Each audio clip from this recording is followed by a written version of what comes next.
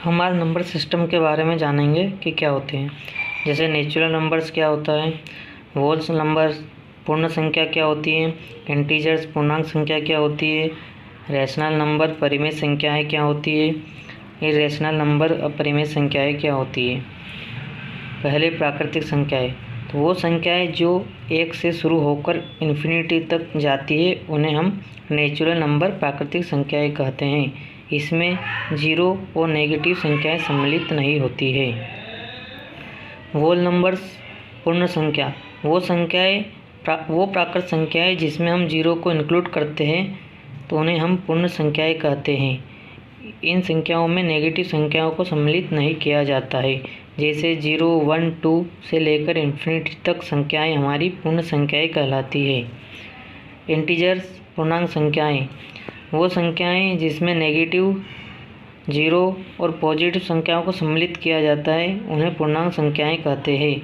ये -इन्फिनिटी से लेकर पॉजिटिव इन्फिनिटी तक हो सकती हैं।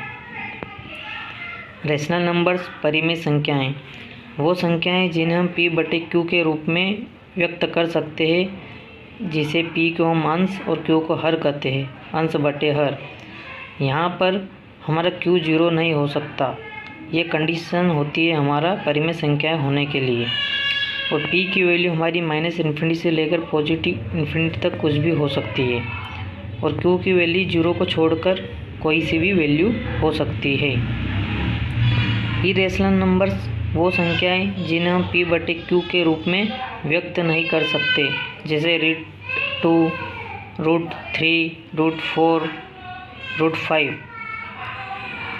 और यह संख्या दशमलव के बाद लगातार चलती रहती है और न रिपीट होती है।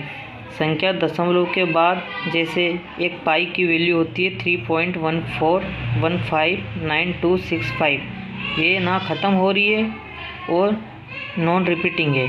मतलब इसकी वैल्यू दशमलव के बाद भी 1 हो रही है, फिर 4 हो रही है, 1 हो रही है, फिर 5, 9, 2, 6, 5। सिमिलरली जैसे √5, इसकी वैल्यू होती है 2.23606798। मीन्स ये भी दशमलव के बाद ना ख़त्म हो रही है, बढ़ते जा रही है और ना संख्याएं रिपीट हो रही है। जैसे पॉइंट के बाद 2, 3, 6, 0 संख्याएं बदलती रह रही है। अब हम बात करते हैं रैशनल नंबर्स। यह संख्या दशमलव के बाद टर्मिनेट हो सकती है, जैसे 1/2। इसको v/q के रूप में हमने अभिव्यक्त किया, तो इसको हम डिवाइड किए तो 0.5, जो पॉइंट के बाद हमारा 1 ही डिजिट है 5।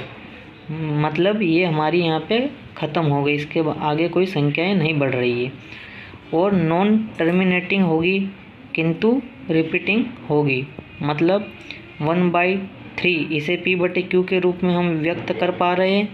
अब इसको हम डिवाइड करेंगे तो इसकी वैल्यू आती है 0.33333। मतलब नॉन रिपीटिंग, ये रिपीट भी नहीं हो रही है, मतलब कंटिन्यू रिपीटिंग हो रही है, लेकिन ये नॉन टर्मिनेटिंग है, मतलब ये ख़त्म नहीं हो रही है। तो इसे हम परिमेय संख्याएं कहेंगे।